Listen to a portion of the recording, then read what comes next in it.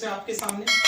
और आज जो मैं बात करूंगा, आज जो मैं आपसे चर्चा करूंगा वो उपसर्ग और प्रत्यय से संबंधित जो प्रश्नोत्तरी है उस पर चर्चा करूंगा। और जैसा कि मैं आपको डेली बताता हूं कि ये सभी प्रश्न आपके UP TET, UP triple SC, stenographer आदि की जो राज्य स्तरीय परीक्षाएं होती है उन सभी में आए हुए हैं। तो चलिए हम पहला प्रश्न यहां पर ले लेते हैं। और देखिए पहला प्रश्न है, प्रत्याशा शब्द में कौन सा उपसर्ग है? तो देखिए इन्होंने जो यहां पर लिखा है कि प्रत्याशा शब्द में उपसर्ग हमें बताना है। तो जब हम प्रत्याशा को तोड़ते हैं तो हमें यहां पर जो मात्रा मिलती है वो मिलती है ये। और जब हम इसका संधि विच्छेद करते हैं तो हमें मिलता है प्रति धन आशा, तो बराबर हो जाता है प्रत्याशा।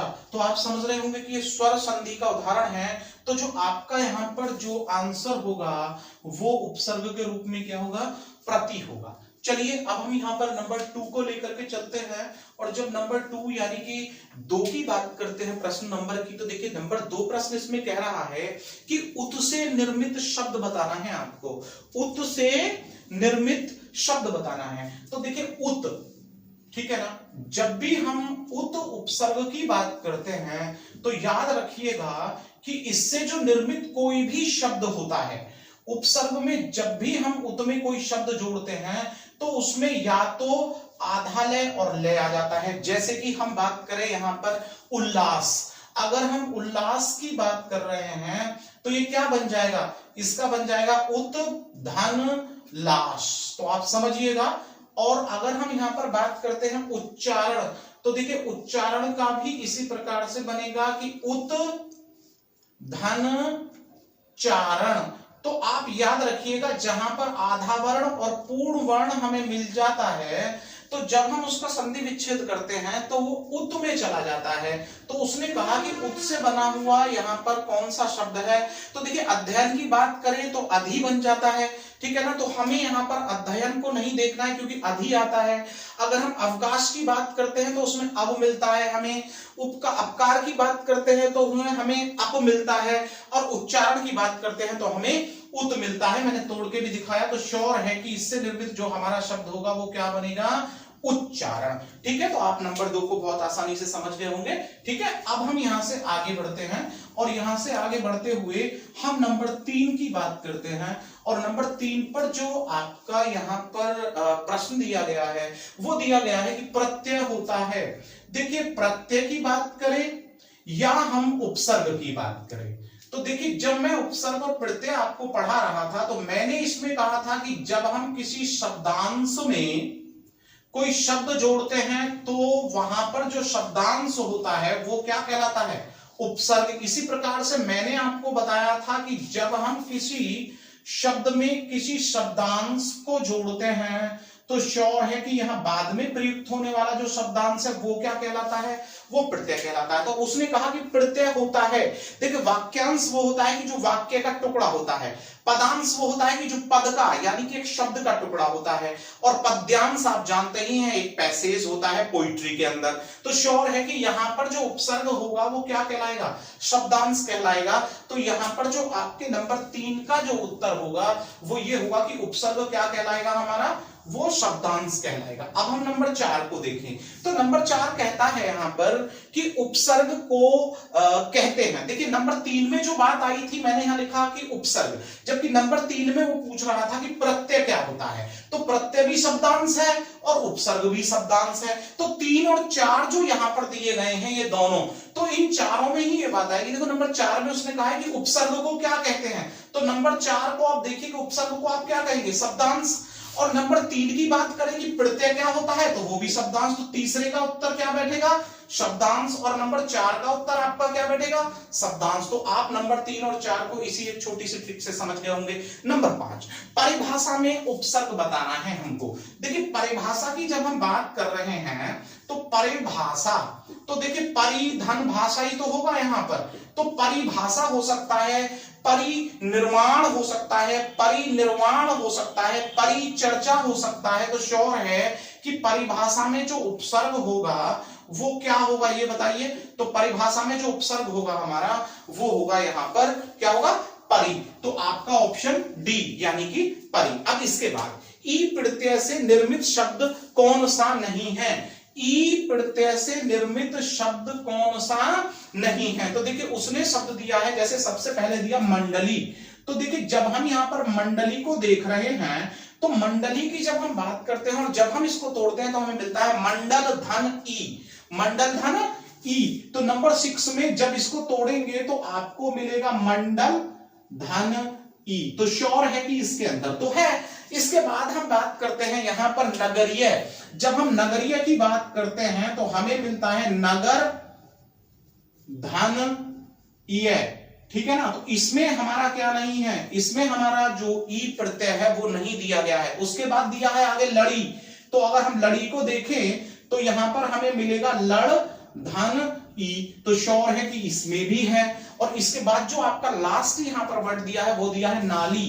तो अगर हम नाली की बात करते हैं तो हमें मिलता है नाल धन ई।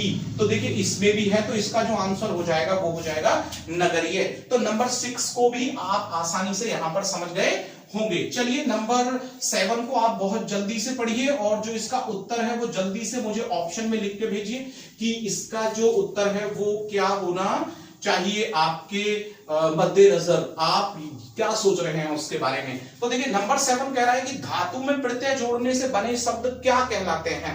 देखिए फिर से समझिएगा, धातु, पहली बात तो यहां पर यह कह रहा है कि धातु में प्रत्यय जोड़ने पर, देखिए मैंने आपको समझाया था कि जब धातु में प्रत्यय जोड़ते हैं तो सबसे पहले यह समझिए कि धातु क्या है। धातु मैंने बताया था कि धातु होता है क्रिया का मूल रूप। क्या होता है धातु?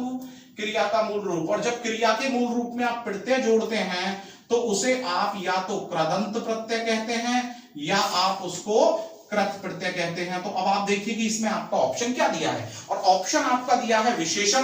तो विशेषण तो आप जानते हैं जो संज्ञा की विशेषता बताते हैं। एक दिया है कृदंत, तो कृदंत जो दिया है वही आपका सही है। इसका उत्तर होगा कृदंत या कृत प्रत्यय। तो आपका ऑप्शन जो बी दिया है कृदंत वो ही सही होगा। देखिए इसमें एक वर्ड दिया है तदितांत, और मैंने तदितांत के बारे में बात कहा था कि जो संज्ञा सर्वनाम या विशेषण से बनने वाले शब्द होते हैं उन्हें क्या बोला जाता है? तद्धितांत बोला जाता है। जब मैंने आपको उपसर्ग प्रत्यय पढ़ाया था तो मैंने उसको बताया था आपको। चलिए बिना समय गवाए नंबर 8 की ओर चलते हैं। नंबर 8 की अगर हम यहां पर बात करते हैं, नंबर 8 की बात करते हैं तो वो कह रहा है कि ये बताइए कि जो हमारा टिकाऊ है उस टिकाऊ में क्या प्रत्यय दिया गया है। तो देखिए उसने पहला ऑप्शन दिया है बड़ाऊ, फिर दिया है आऊ, और फिर दिया है वू, और फिर दिया है उक। तो जब हम टिकाऊ की बात कर रहे हैं तो हम ऐसे ही तो करेंगे टिक धन आऊ, तो तभी तो वो टिकाऊ बनेगा। या हम ऐसे करेंगे टिका प्लस आऊ। तो हमें यहां करना होगा कि जो टिकाऊ यहां पर शब्द दिया गया है तो इसमें जो हमारा ऑप्शन बनेगा टिकाऊ तो वो बनेगा टिक प्लस आऊ। तो हमारा यहां पर उत्तर क्या बन जाएगा? टिकाऊ, ठीक है ना। अब यहां पर देखें, हम दूसरा देखेगा, अगर यहां पर बोल दिया जाए अभी एक शब्द बिकाऊ, तो यहां पर जरा एक देखना, अभी मैं इस टिकाऊ की बात करूं बिकाऊ, तो हम यहां पर क्या लेंगे? हम लेंगे यहां पर बिका और प्लस में क्या ले लेंगे? ऊ। तो जरा ध्यान दीजिएगा कि हम यहां पर कैसे कंफ्यूज होते हैं। जब यहां टिक है तो हमें इस टिक का क्या बनाना होगा? टिका। तो टिका के बाद आपका क्या बचेगा? ऊ। तो श्योर है कि यहां पर ऊ और यहां पर बिका में क्या हो जाए? ऊ। तो हमारा आंसर क्या हो जाए? ऊ हो जाएगा नंबर 8 में। अब यहां से आगे हम चलते हैं नंबर 9। किस शब्द में लय प्रत्यय रूप में नहीं है? लय प्रत्यय रूप में नहीं है। उसने कहा कि ये बताइए कि लय प्रत्यय नहीं है। अब लय प्रत्यय नहीं है वो किसमें नहीं है, ये वो पूछ रहा है। लय प्रत्यय नहीं है इसको पूछ रहा है कि बताइए किसमें लय प्रत्यय नहीं है। तो प्रत्यय श्योर है कि हमारा बाद में आने वाला है। तो लय प्रत्यय नहीं है तो वो कह रहा है कुशल, मृदुल, विमल या रोमल। देखो पहले हम देखें कुशल।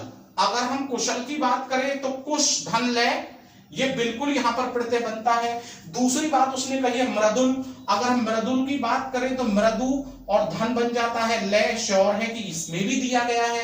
अगर हम इसके बाद बात करते हैं विमल, तो विमल की बात करें, अब विम धन लय और विमल, और इसके बाद एक लास्ट दिया है रोमल। तो रोमल, रोमल की बात करें तो रोम धन लय, तो श्योर है इसमें भी दिया। तो कुशल में कुश धन लय एक शब्द है और शब्द के साथ मिला है, यानी कि है। मृदु भी एक शब्द है उसमें लय, और रोम भी एक शब्द है। लेकिन विमल की जब हम बात करते हैं तो ये एक हमारी प्रॉपर नाउन है यानी व्यक्तिवाचक संज्ञा है और विम कोई शब्द नहीं बनता है, इसलिए हमारा आंसर क्या होगा कि ले प्रत्यय जो है वो किसमें नहीं दिया गया है, विमल में नहीं दिया गया है। चलिए प्रिय विद्यार्थियों, हम इससे आगे बढ़ते हैं और फिर जब हम इससे आगे बढ़ते हैं तो हम यहां से आगे नंबर 10 की ओर बढ़ेंगे। नंबर 10 को फटाफट आप पढ़ लीजिए और यदि ये वीडियो आपको पसंद आ रही है तो इस पे लाइक करना, शेयर करना और कमेंट करना बिल्कुल भी ना भूलें। और जो भी लोग ऑनलाइन बैठे हुए हैं वो तुरंत इस पर अपनी प्रक्रिया देते चले। अब जल्दी से हम देख लेते हैं यहाँ पर जो हमारा नेक्स्ट प्रश्न है, और नेक्स्ट प्रश्न हमारा यहाँ पर कह रहा है कि आप हमें ये बताइए कि जो हमारा यहाँ पर वर्ड दिया गया है प्राक्तन, अब प्राक्तन शब्द में वो कह रहा है कि जो मूल शब्द है और जो उपसर्ग है वो दोनों बताने हैं। अब प्राक्तन में आपको एक तो उपसर्ग बनाना है और एक उसका मूल शब्द बनाना है, यानी कि सीधी सी बात है कि जो प्राक्तन शब्द दिया है उसको आपको क्या करना है, तोड़ना है। तो देखिए सीधी सी बात है कि जब वो प्राक्तन को यहां पर तोड़ने की बात कर रहा है तो आप जब इसे तोड़ेंगे तो आप क्या करने वाले हैं, आप यहां करने वाले हैं, जब ये अर्ध क है तो श्योर है कि इसके नीचे हलंत आ जाएगा और प्राक धन तन हो जाता है। तो प्राक जो है यहां पर ये क्या हो जाएगा, ये तो उपसर्ग हो जाएगा, ठीक है ना, और तन क्या हो जाएगा, ये मूल शब्द हो जाएगा।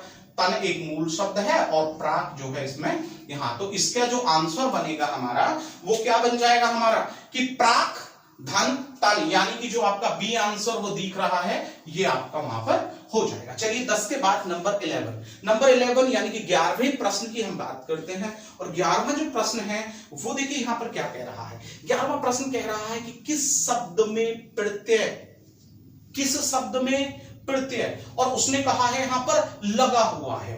अब उसने कहा कि किस शब्द में प्रत्यय लगा हुआ है, तो जब हम नंबर 11 की बात कर रहे हैं तो 11 में उसने कहा कि किस शब्द में हमारा प्रत्यय लगा हुआ, और प्रत्यय जानते हैं कि शब्द के बाद में आकर के शब्दांश का टुकड़ा जुड़ता है। तो यहां पर उसने कहा कि बताइए प्रत्यय है। अब उसने कहा कि किस शब्द में प्रत्यय है। अब उसने प्रत्यय है बोला तो भाई सबसे पहले उसने दिया सागर, और दूसरा उसने वर्ड दिया नगर, और तीसरा उसने जो शब्द लिया है यहां पर वो लिया अगर, ठीक है ना। अगर यहां पर जब उसने शब्द लिया है अगर या अमर, जो उसने यहां पर शब्द लिया है, ठीक है ना, तो अगर को जब हम देख रहे हैं और एक उसने यहां पर बोला जादूगर, क्या बोला, जादूगर। तो जरा ये तोड़ के देखें, अगर हम इसे तोड़े तो साग प्लस रह हो जाता है, तो इसमें कोई प्रत्यय नहीं है। इसे देखें तो नग प्लस रह हो जाता है, जो कि अस्पष्ट है, कोई भी शब्द नहीं है। अगर बोले तो अग में भी कोई शब्द नहीं है और ना ही है। लेकिन अगर हम यहां देखें तो हमें मिल रहा है जादू और प्लस में क्या मिल रहा है, जादूगर। तो श्योर है कि जादू यहां शब्द है तो इसमें प्रत्यय क्या है, गर है। तो यहां पर जादूगर को माना जाएगा कि जादूगर शब्द में प्रत्यय लगा हुआ है। और अगर पूछ लेता है कि कौन सा प्रत्यय लग रहा है तो वो क्या लग रहा है, गर प्रत्यय लग रहा है। चलिए नंबर 12 को देख लेते हैं। पूत शब्द में कौन सा उपसर्ग सही है।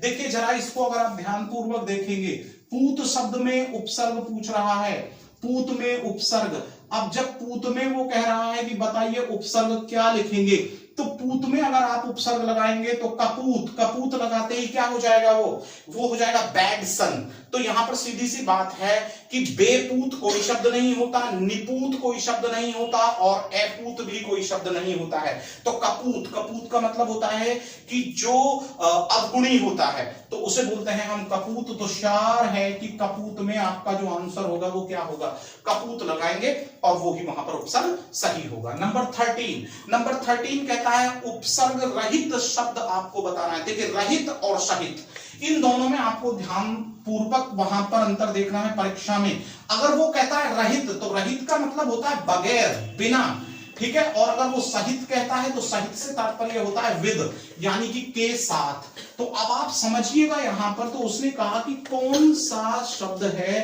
कि जो उपसर्ग रहित है, यानी कि जिसमें उपसर्ग नहीं दिया गया है। तो देखिए उसने पहला देखा यहां पर कुचेष्टा, कुचेष्टा की बात करेंगे हम तो कुधन चेष्टा, यानी कि श्योर है कि इसके अंदर उपसर्ग है, ठीक है ना। और उसने कहा कि ये बताइए कि उपसर्ग किसमें नहीं है, ठीक है ना। दूसरा उसने यहां पर जो शब्द बोला है वो बोला है उपसर्ग, और जब उसने दूसरा शब्द बोला उपसर्ग तो हम इसे कैसे बनाएंगे, उपधन सर्ग। तो श्योर है कि इसमें भी हमारा एक उपसर्ग है और वो क्या है, उप है। इसी के बाद वो तीसरा यहां पर शब्द लिखता है, और तीसरा शब्द लिखता है वो नाखुश। क्या लिखता है? नाखुश। तो नाखुश की अगर बात करें तो खुश शब्द है, तो इसमें ना क्या होगा? उपसर्ग, यानी कि इसमें उपसर्ग। और उसने कहा कि किसमें उपसर्ग नहीं दिया है, और उसने लास्ट शब्द यहां पर लिखा है मिलान। और जब वो मिलान की बात करता है तो मी धन लान, तो मी कोई उपसर्ग नहीं होता है, इसलिए हमने यहां पर क्या देखना है कि जो मिलान है इसमें उपसर्ग नहीं है। तो जो आपका यहां पर आंसर बनेगा वो बनेगा घ, यानी कि डी। ठीक है ना, इसमें कोई उपसर्ग नहीं है, तो उपसर्ग रहित है ये। इसके बाद नंबर 14, नंबर 14 की अगर हम बात करते हैं, नंबर 14 की हम बात करते हैं, तो नंबर 14 कहता है कि कृदंत प्रत्यय किन शब्दों के साथ जुड़ते हैं। देखिए सबसे पहले आप समझिएगा कि मैंने कहा था कि कृत प्रत्यय होता है और कृदंत प्रत्यय होता है, और ये दोनों एक ही होते हैं।